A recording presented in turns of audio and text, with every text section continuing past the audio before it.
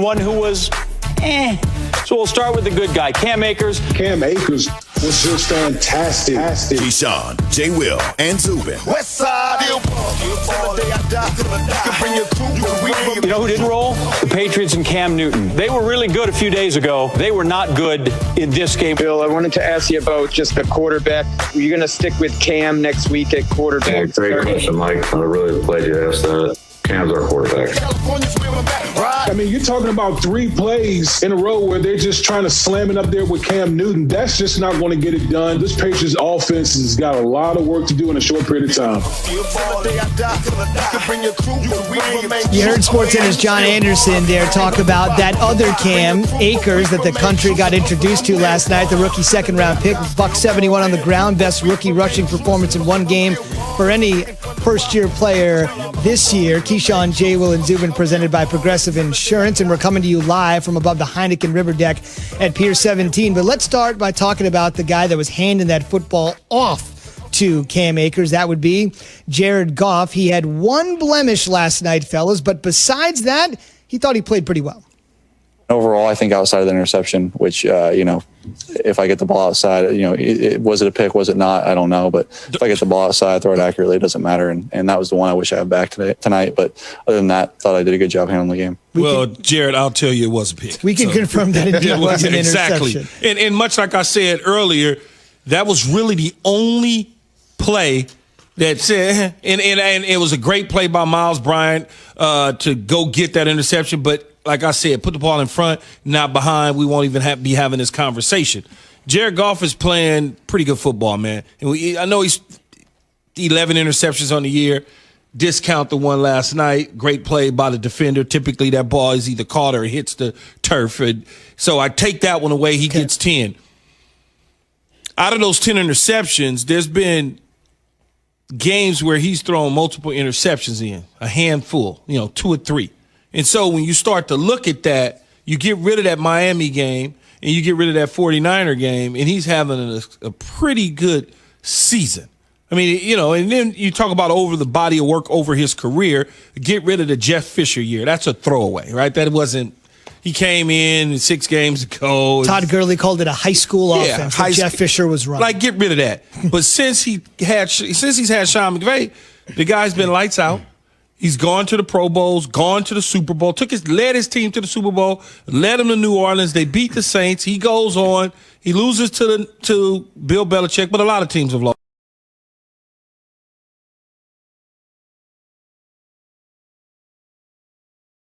to Bill Belichick. There's not anything to be mad about in terms of that. And he's just having a pretty good football year, a football season. I see where he can lead this team to a Super Bowl as the starting quarterback and make enough plays throughout the course of the season to get them there.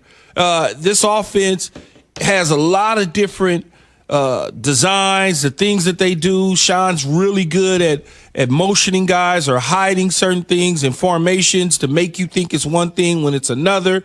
So I like the direction that Jared Goff is headed in. The one thing that I would say after I said all that is just don't turn the ball over, man. That's all you got to do. Don't fumble it and don't give it to the other team in a different color, and you'll be fine. I mean, the question that everybody had, coming into that game last night was, why do we need to think that Jared Goff needs to be legendary status of a quarterback in order for them to win a championship? He doesn't need to be Patrick Mahomes. He doesn't need to be Aaron Rodgers. I mean, you can go back. Rex Grossman got his team. I mean, their defense got their team to a Super Bowl, but I mean, serviceable, right? There's a lot of quarterbacks who have been serviceable who have gotten their teams to the Super Bowl. That is correct, but Jared Goff is above serviceable. I'm not saying that he's Rex Grossman.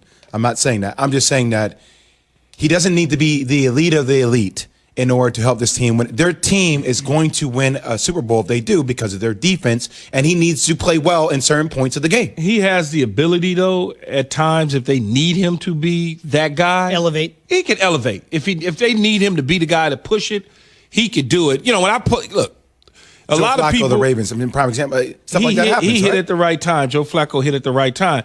I played on the Bucs team and we won the Super Bowl. And so many of you think that it was all the defense. Are we the media? Who are we? Who are you and you? Who's that? Meaning like the fans. media? Fans. I'm saying fans. Okay. Not the media Screedia. But I'm talking about the fans. They think it was all the defense. Oh, my God, it was Simeon Rice and Derek Brooks and Rondé Barber and John Lynch. That's how they won the Super Bowl.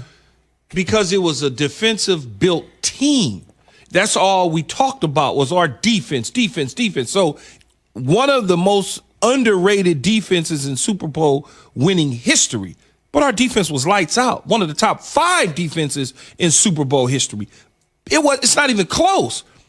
There's no question about it. But our offense sputtered along until we got toward the end of the season. Mm-hmm. And for whatever reason, we clicked and we was lights out. Once we got into the playoffs, the offense, we just rolled. Defense give us the ball back. We go down the field, score a touchdown. Let's keep it moving. And this is what could happen to Jared Goff. This is what could happen to the Rams. If you look at the Kansas City Chiefs last year, their defense was struggling. But as they got toward the end, they got better and better and better. And then when they got in the playoffs, they gave up the yams early on. Then they crushed it in the second half of games. They gave the ball back to Patrick Mahomes. He go down the field, he scored. Rest is history. Let me give you a couple of good stats. I think you'd appreciate this, being LA born and bred, Key, and I think this name is really going to make you smile this morning. So the Rams win, and they get their 9th win of the season. So they've now clinched a winning season. Worst they can be is 9-7. This is the 4th straight year they've had a winning season. So as soon as McVay has come on board, it's more wins than losses. You don't even need to go to rest. Go for it. The only guy to ever do it is John Robinson. There you go.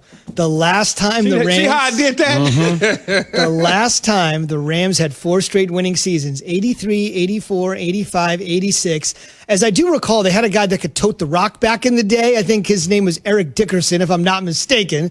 He was something else. And John Robinson, a guy you know really well. And obviously that Rams team in the middle of that 4-year stretch did get to an NFC championship game. I think they lost to the Bears that year in the Bears Super Bowl season. Oh, yeah. They beat the Giants, though. That's right. Yeah. But you don't have to point to me. No, I just remember as a kid, Flipper Anderson going through the tunnel. Oh, Flipper Anderson, great one. Great wide receiver, Flipper Anderson. So once again, from the 83 to 86, they've done it, and they've now done it here in the 4 years of the McVay era. On the other side, the other quarterback, we're asking the Keyshawn, J. Will, and Zubin Nation on the Dr. Pepper Twitter feed whether the Patriots should stick with Cam and why or why not. 64% of the fellas and the ladies have weighed in. 64% clear. Nope. Including Jay. How about this? Here's your thought on this. AFritz440 at AFritz440 hitting us up on the Dr. Pepper Twitter feed. Quote, I'm not Vince Lombardi or Bill Belichick, but I do have 2 eyes. And those eyes tell me that man cannot play the QB position at a high level no more in the NFL. It is almost like the game is too fast for him nowadays. I feel so bad. What's his name? AFritz at 440. He's not wrong. 440. He's not wrong. And I want to root for Cam, but he's not wrong. I mean, you look at him, it just doesn't seem like it's going to work. 2015 MVP. Just watching this year is, it's. Don't be looking at me, Zubin. Key, look, it's bad. It's really bad. It wasn't good last night, and it didn't look good. But I guess because I'm looking at it differently, I see the issues.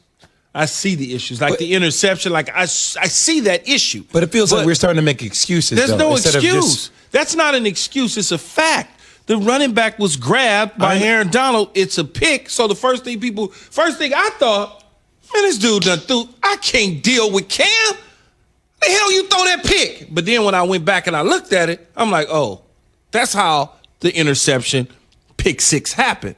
So when you first see it in live action, it goes interception Cam.